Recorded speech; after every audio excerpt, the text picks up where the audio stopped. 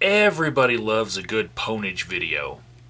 And as a ponage artiste, I smelled blood in the water this weekend when I saw numerous media outlets reporting on the failure of Solyndra yet again. My first hint of ponage in the water? Fox News had a problem with a lobbyist. A lot of different media outlets have been reporting on the emails that happened between President Obama and one of his largest donors, George Kaiser, in March of 2010. Some of those media outlets have been doing so responsibly, and others have not been so responsible.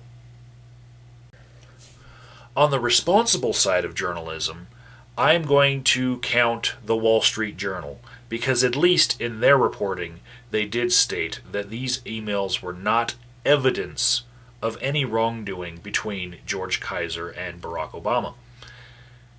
However, they did kind of pile on all of the different motives that George Kaiser would have to try to influence the Obama administration, such as pointing out that he had a 35% stake in Solyndra.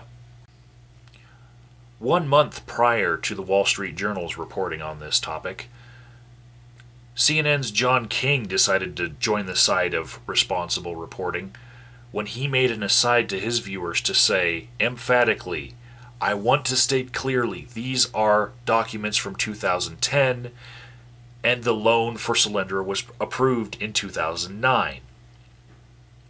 This timeline would help anyone to understand that there is no evidence of any wrongdoing in these emails because they happened after the fact." Another little tidbit of information that isn't being reported by the media correctly or at all is who initiated the loan guarantee from the Department of Energy to Solyndra. Well, here's the answer. The initial look at Solyndra actually happened during the term of office of President George Bush. The committee that was used to determine who would get loan guarantees from the Department of Energy had 143 submissions to look at, and they selected 16 projects. One of those 16 was Solyndra. To be clear, this was towards the end of Bush's term in office, and while he was in office, this committee decided that they needed more information from Solyndra because while it looked like it had merit, what they were doing, they still wanted more information. Now, the interesting thing is, the same people who were on the committee for President Bush were the same people who were on the committee who started the process in March of 2009 to get them the loan and then were there during the finalization process. All those people were the same people in place. So, yeah, this wasn't just an Obama rotten egg. On the irresponsible side of journalism, we'll start with Fox News. On November 9th, Neil Cavuto decided to say on his program that these emails show that George Kaiser was working with the White House to secure the Solyndra loan. He conveniently leaves out the fact that these emails happened after the Department of Energy had already given Solyndra the loan. Well, another Solyndra bombshell. Fox News exclusively getting its hands on emails suggesting a top investor of the solar company was working quite hard at the White House to secure that ill-fated $500 million loan. Then again on November 9th, we had Sean Hannity talking to Michelle Malkin on Fox News, and their banter, which would suggest that these emails showed that George Kaiser had access to the White House prior to Solyndra getting this loan and was lobbying actively for them, but they conveniently leave out the fact that these emails happened after the loan was approved.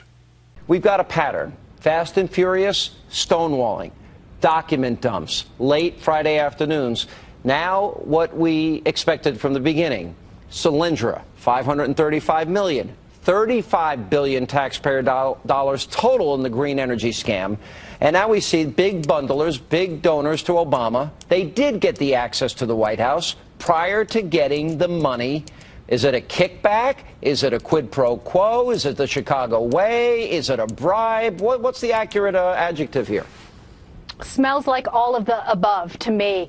And remember that we had multiple denials from this White House that George Kaiser, the Obama bundler and biggest investor in this failed Solyndra boondoggle, had any contact with the White House at all about the loan deal. And the emails that were just released today by Cliff Stearns and the House Energy and Commerce Committee clearly undermine and sabotage all of those denials from the White House. Then again, on the same day, on November 9th, David Asman joins in, saying that these emails could show that George Kaiser was actively lobbying for Solyndra to get this loan. That was already approved months before the emails happened. Breaking news, explosive new emails in the Solyndra scandal. They give us some insight into just how much more than the $500 million in tax money went up in smoke with Solyndra. James Rosen got the scoop. He joins us now with the very latest. James. David, good evening. Let's go back to September when White House Press Secretary Jay Carney said on the record that a man named George Kaiser, quote, did not lobby administration officials with regard to Solyndra.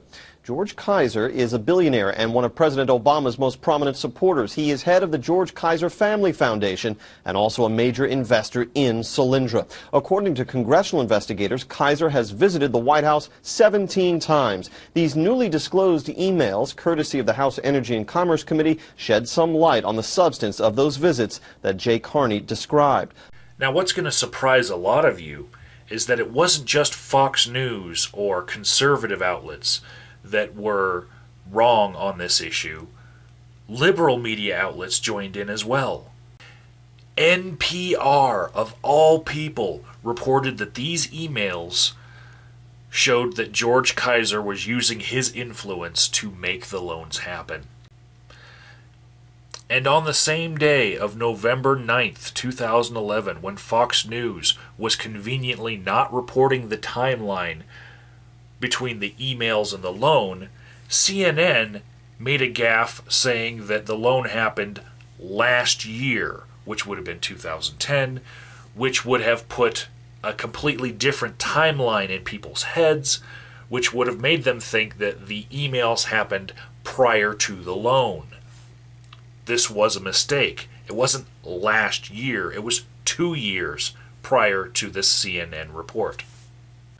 Another interesting piece to this puzzle comes from the New York Times and their responsible reporting on the March 2010 emails when they said that they don't indicate any discussion of a loan, but also they were able to procure emails from October of 2010 between George Kaiser and some Democrats in Congress, where he said that he never mentioned Solyndra when talking to the president over dinner. The closest things he came to mentioning Solyndra were mentioning Chinese subsidies that were affecting U.S. wind and solar here in America, and he wanted to see what he could do about that. This then got irresponsibly turned into an AP news story, which basically said Kaiser discussed solar loan with the White House. Then Reuters went ahead and irresponsibly reported that these emails showed that the White House discussed the Solyndra loans. But the most irresponsible reporting on this issue came from Fox News correspondent James Rosen, where he repeatedly showed up on Fox News programs in order to push the idea that these emails showed some sort of evidence of wrongdoing. Here he is on the Fox Report with Shepard Smith. The Kaiser Family Foundation maintains today, inexplicably, quote, George Kaiser had no discussions with the government regarding the loan to Solyndra, unquote. Shep. James Rosen. Here's James Rosen on Special Report with Brett Baer. And a Kaiser Family Foundation spokesman agreed, telling Fox News today, quote, George Kaiser had no discussions with the government regarding the loan to Solyndra. But the emails tell a different story. Links and citations in the description box for everything that I've said here. And everybody keep your eyes open.